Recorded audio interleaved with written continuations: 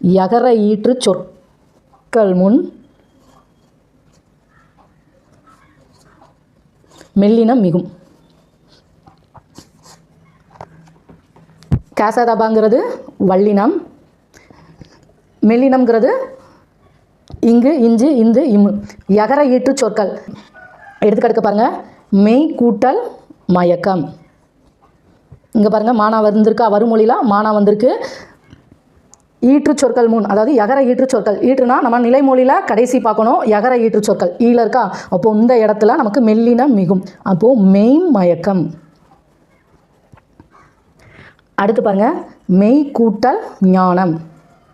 யகர ஈற்று சொற்கள், ஏன்னா ஈ அடுத்து வருமொழியில் நமக்கு ஞா வந்திருக்கு. அப்போது இந்த இடத்துல இஞ்சு வரும். ஏன்னா இந்த யகர ஈற்று சொற்கள் முன் மெல்லினம் மிகும். இதெல்லாம் கொஞ்சம் புரிஞ்சு நல்லா பார்த்துக்கோங்க. அப்போ நமக்கு மெய் ஞானம்னு வரும். அடுத்து பாருங்கள், செய் கூட்டல் நன்றி. இங்கே என்னது மெல்லினம், இங்கே யகர ஈற்று சொல். அப்போது செய் நன்றி.